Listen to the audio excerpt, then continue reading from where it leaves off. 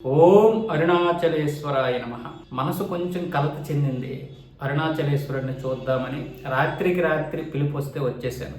గత కొన్ని రోజులుగా కొంచెం మనసులో అలజడి. ఆ అలజడి వల్ల ఏమో తెలియదు, శివయ్య పిలిచాడు, నేను వచ్చేసాను. అరుణాచలం అయితే రాత్రి 12:20 టికెట్ బుక్ చేసుకుని తర్వాత రోజు నిన్న మధ్యాహ్నం అయితే బస్సు ఎక్కిపోవడం జరిగింది. అరుణాచలంలో ఈ రోజు ఉన్నాను. ఏది కూడా అరుణాచలేశ్వరుడనే కాదు, మనకి శ్రీశైలమైన తిరుపతి అయినా వాళ్ళ పిలుపు రావాలి అంటారు. అది మనసులో మనకి కలగాలి అంటారు. అందరికీ అరుణాచలేశ్వరుడి యొక్క దర్శనం కలగాలని నేను కోరుకుంటున్నాను. అన్ని దేవాలయాలు కూడా మనకి ప్రత్యేకమే. మన ఇంటి దగ్గర ఉన్నటువంటి దేవాలయం కూడా మనకి ప్రత్యేకమే. కానీ అరుణాచలం వస్తే నా మనసులో కొంచెం అలజడి తగ్గుతుంది. ఎవరు తప్పుగా అర్థం చేసుకోకండి.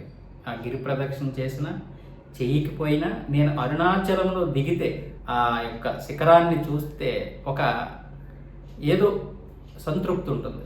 ఇంకా శివయ్యని దర్శిస్తే ఒక చెప్పలేనంత సంతృప్తి ఉంటుంది. కొంతమందికి ఇది ఎబ్బెట్టుగా అనిపించవచ్చు, అతిశయోక్తి అనిపించవచ్చు. ఏ రోజైతే నేను అరుణాచలంలో గత 4 సంవత్సరాల క్రితం అడుగు పెట్టాను, ఆ రోజు నుంచి కూడా వస్తూనే ఉన్నాను. మనసు అలజడి చెందిన, సంతోషంగా ఉన్న ఇక్కడికి రావడం అనేది నాకు ఒక తెలియకుండా జరిగిపోతా ఉంది. హనుమాన్ జయంతి సందర్భంగా ఈరోజు అరుణాచలంలో అడుగు పెట్టారు. కొంచెం మనసు శాంతించింది. ఈరోజు నరేంద్ర మోదీ గారు స్వామినాథ ఆలయాన్ని దర్శించుకున్నారు.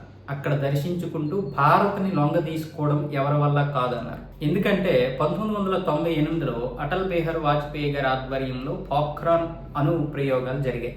పోఖ్రాన్లో అప్పుడు చాలా దేశాలు అడ్డుకున్నాయి. అయినా సరే అటల్ బిహారీ వాజ్పేయి గారు వెనక్కి తగ్గకుండా 2 రోజుల్లో అక్కడ ఆ ప్రయోగాలు చేసి చూపించారు. దాని గురించి నరేంద్ర మోదీ గారు కూడా మాట్లాడారు.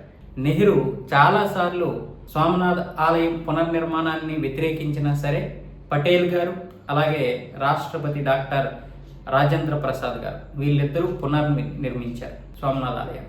ఇప్పుడు 75 సంవత్సరాలు పూర్తయింది. దాని గురించి అలాగే ఇటు అణు కేంద్రాల గురించి మాట్లాడుతూ ఆయన అయితే ఈ మాట్లాడారు. భారత్ని లొంగ తీసుకోవడం ఎవరి వల్ల కాదు, అది ఎవరున్నా సరే, అంటే ప్రభుత్వంలో ఎవరున్నా లేకపోయినా మన మూలాల్ని మనం గుర్తించుకుంటే భారత్ ఎంత బలమైనదో తెలుస్తుందని ఆయన అంటున్నారు. అంటే ఏమని ఇక్కడ బీజేపీ ప్రభుత్వం ఉందని కాదు, మన సంస్కృతి సాంప్రదాయాల్ని మనం కాపాడుకుంటే మన బలమేంటో మనకు తెలుస్తుంది.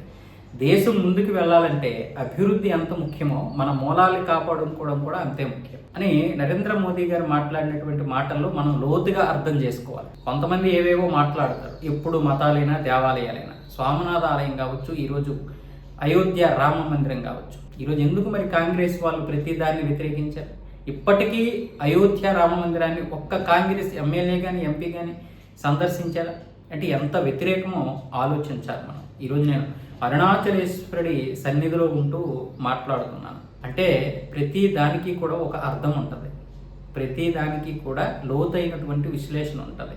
మనం ఇక్కడ మాట్లాడుతున్నాము అంటే ఇది మన సంస్కృతి, ఇది మన సాంప్రదాయమే కాదు, ఇది మన సంస్కృతి, మన ఉనికి, మన జీవనం. దీన్ని పాడు చేయాలని కొన్ని శక్తులు ప్రయత్నాలు చేస్తున్నాయి. అది ఇప్పటికీ కాలేదు.